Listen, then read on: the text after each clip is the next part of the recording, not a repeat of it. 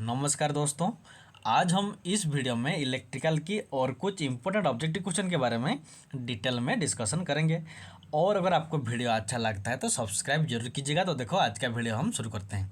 आज का पहला क्वेश्चन है, for a current up to 10 ampere which material is used as a fusing element. देखो फ्यूज का जो फ्यूजिंग एलिमेंट होता है अप टू 10 एम्पियर तक प्रोटेक्शन के लिए हम इस फ्यूजिंग एलिमेंट जो होता है कौन सा type of fusing element use करते हैं।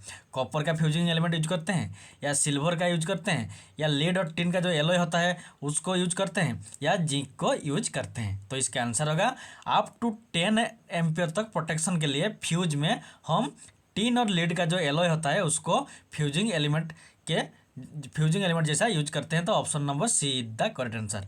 और अगर 10 एम्पियर से भी ज़्यादा होता है करंट का वैल्यू, उस कंडीशन में हम टिन और लीड के साथ कॉपर को भी यूज करते हैं। तो इस क्वेश्चन का आंसर क्या होगा, 10 एम्पियर तक। Option number C is the correct answer.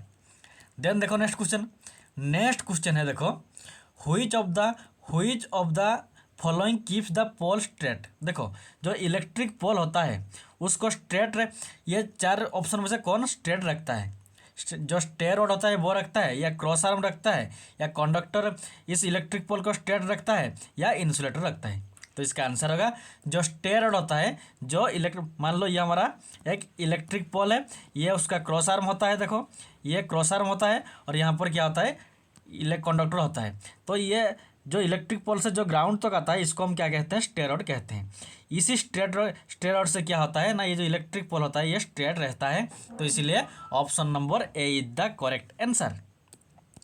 Then देखो नेक्स्ट क्वेश्चन है, in a radio a gang condenser is a type of. देखो जो रेडियो में जो हम कंडेंसर या कैपेसिटर यूज करते हैं, जो गैंग टाइप कंडेंसर यूज करते हैं, वो ये चार ऑप्शन में से कौन सा टाइप होता है।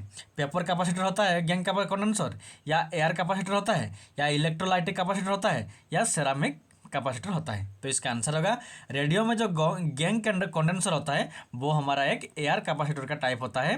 तो option number B the correct answer. Then देखो नेक्स्ट क्वेश्चन है, which of the following property is not desirable for the insulating material use in the electric cable. देखो इलेक्ट्रिक केबल में जो इंसुलेटिंग मटेरियल होता है उसका ये चार ऑप्शन में से कौन सा टाइप ऑफ प्रॉपर्टी नहीं होता है। मीन्स जो इंसुलेटिंग मटेरियल होता है उसका प्रॉपर्टी ये चार में से कौन सा नहीं है। इनफ्लेमेबल ये तो होगा, तो ये ऑप्शन नहीं होगा। लो रेजिस्टिविटी ये करेक्ट आंसर होगा, क्योंकि जो इंसुलेटिंग मटेरियल होते हैं उसका रेजिस्टिविटी हाई रहता है। लेकिन ऑप्शन बी क्या है, लो रेजिस्टिविटी। तो option number B the correct answer.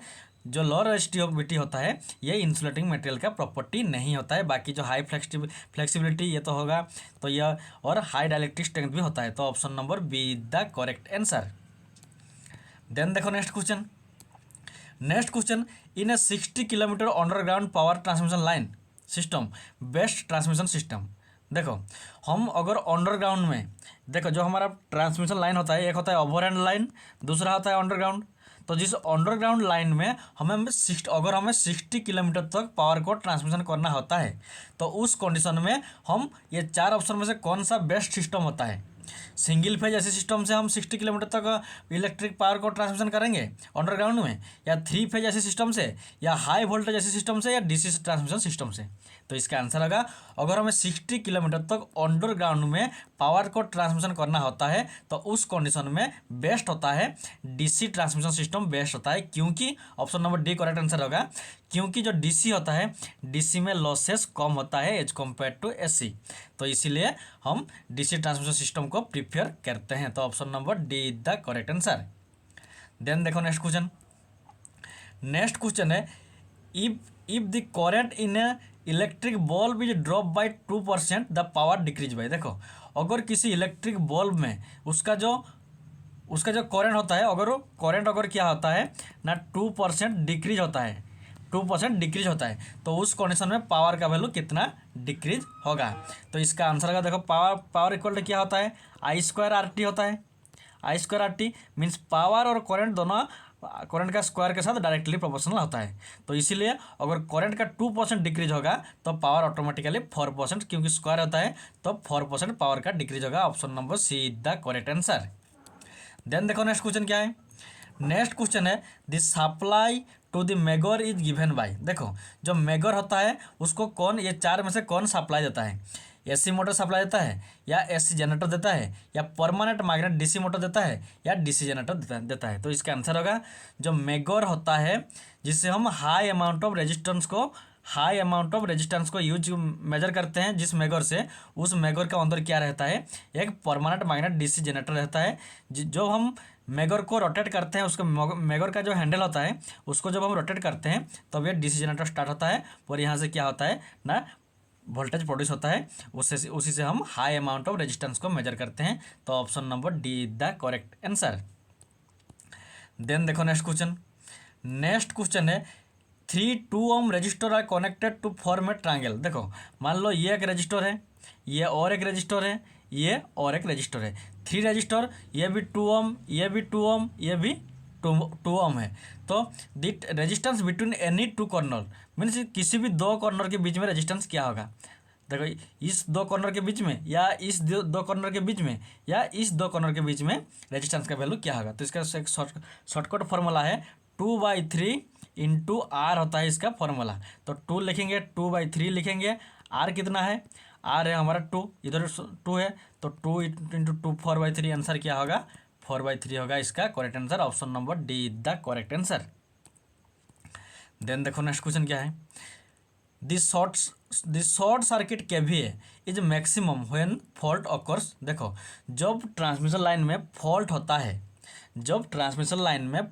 है, तो उस कंडीशन में जो शॉर्ट सर्किट केवीए होता है वो ये चार ऑप्शन में से कौन सा प्लेस में मैक्सिमम होता है शॉर्ट सर्किट केवीए जब सर्किट में फॉल्ट होता है?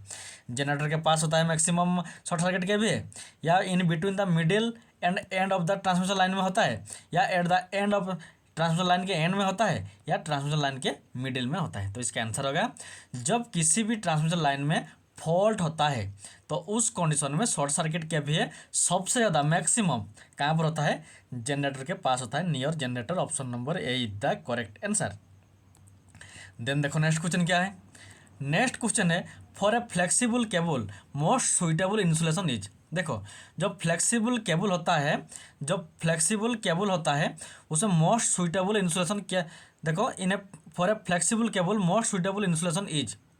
तो फ्लेक्सिबल केबल के लिए मोस्ट सुइटेबल इंसुलेशन कौन सा होता है? मैग्नीशियम ऑक्साइड होता है, या ग्लास फाइबर होता है, या इंसुलेटिंग टेप होता है, या पॉलीविनाइल क्लोराइड होता है? तो इसका आंसर होगा किसी भी फ्लेक्सिबल केबल के लिए जो इंसुलेशन सुइटेबल इंसुलेशन होता है, मोस्ट सुइटेबल इंसुलेशन वो होता है हमारा पीवीसी या पॉलीविनाइल क्लोराइड, जिसको शॉर्ट में लिखते हैं हम पीवीसी लिखते हैं। तो option number D is the correct answer. Then देखो नेक्स्ट क्वेश्चन क्या है, नेक्स्ट क्वेश्चन है in a transmission system the feeder feeds power to. देखो ट्रांसमिशन लाइन में जो फीडर होता है वो ये चार ऑप्शन में से किसको पावर फीड करता है? पावर प्लांट सब स्टेशन को, या जनरेटिंग सब स्टेशन को, या सर्विसमैन को, या डिस्ट्रीब्यूटर्स को? तो इसका आंसर होगा जब फीडर होता है ये पावर फीड करता है डिस्ट्रीब्यूटर को। तो option number D is the correct answer. Option number D is the correct answer. और जब डिस्ट्रीब्यूटर होता है वो सर्विसमैन को पावर फीड करता है। तो इस क्वेश्चन का आंसर क्या होगा? Option number D is the correct answer. Then देखो next question, which of the following is the main advantages of the transmitting power over transmission line on high voltage. देखो जब हम इलेक्ट्रिक पावर ट्रांसमिशन करते हैं transmission line में, तो हम high voltage में हाई वोल्टेज को हम ट्रांसमिशन करते हैं। तो हम हाई वोल्टेज में पावर का ट्रांसमिशन क्यों करते हैं?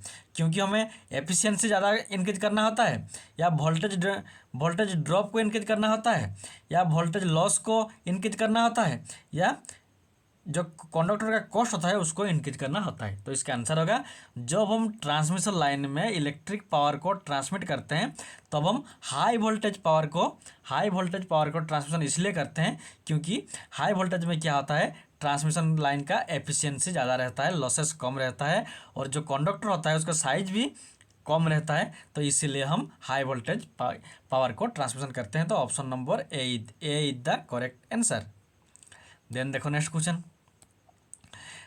क्वेश्चन है a guard ring is provide to a megger. हम एक मेगोर में गार्ड रिंग का क्यों यूज करेंगे? क्योंकि हमें सर्किट को प्रोटेक्ट करना होता है, या जो एरर होता है उसको एलिमिनेट करना होता है, या करंट फ्लो को कम करना होता है, या टेम्परेचर राइज को लिमिट में रखना होता है। तो इसका आंसर होगा जो मेगोर होता है इसमें बहुत ज़्यादा हीट होता है, और उस हीट को जो बहुत ज़्यादा हीट होता है, और उस हीट से क्या होता है लॉसेस भी बहुत ज़्यादा होता है, जिससे क्या होता है ना मेगोर में एरर आता है। तो उस एरर को एलिमिनेट करने के लिए हम गार्ड रिंग को यूज करते हैं। तो option eliminate error, option number B is the correct answer. Then देखो नेक्स्ट क्वेश्चन। नेक्स्ट क्वेश्चन है which distribution system is more reliable. देखो एक है रिंगमैन सिस्टम, दूसरा है ट्री सिस्टम, तीसरा है रेडियल सिस्टम, चौथा है ऑल आर इक्वली रिलायबल। इनमें से कौन सा डिस्ट्रीब्यूशन सिस्टम सबसे ज़्यादा रिलायबल होता है? तो इसका आंसर होगा जो रिंगमैन सिस्टम होता है वो बाकी ट्री सिस्टम या रेडियल सिस्टम से भी ज़्यादा रिलायबल होता है, क्योंकि देखो ये होता है हमारा रिंगमैन सिस्टम। मान लो ये हमारा जनरेटर स्टेशन है, इधर से आता है, ये एक रिंग कंडीशन में बनता है, इधर से क्या होता है ना कंज्यूमर इलेक्ट्रिक पावर को कंज्यूम करते हैं, ये होता है रिंगमैन। इसमें क्या होता है अगर किसी भी कंडीशन में ये जो किसी एक वायर डिस्कनेक्ट होता है तो बाकी कंज्यूमर के लिए कोई भी प्रॉब्लम नहीं होता है।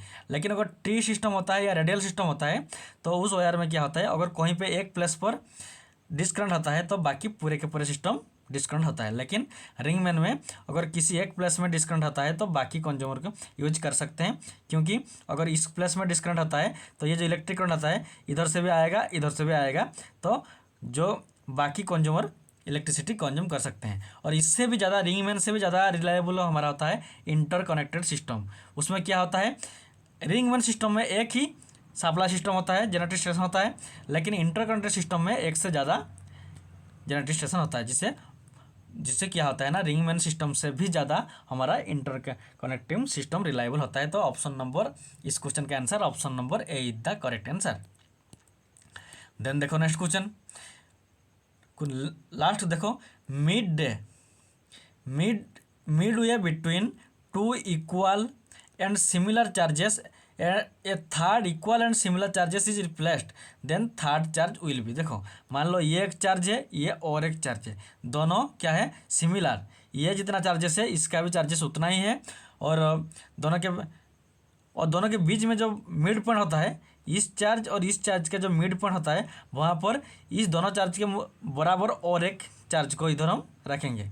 उस कंडीशन में ये चार्ज मिडिल में जो चार्ज होता है इसका कंडीशन क्या होगा, ये स्टेबल में रहेगा या अनस्टेबल होगा, या not be in equilibrium condition में नहीं रहेगा, या विल मूव या ये मूव करेगा। तो इसका आंसर होगा अगर ये भी ये दोनों अगर इक्वल होते हैं और उस ये दोनों के बीच में मिडिल में और एक ये दोनों के जैसा ही और एक चार्ज रखेंगे उस कंडीशन में ये इक्विलिब्रियम कंडीशन में रहता है। तो option number A is the correct answer.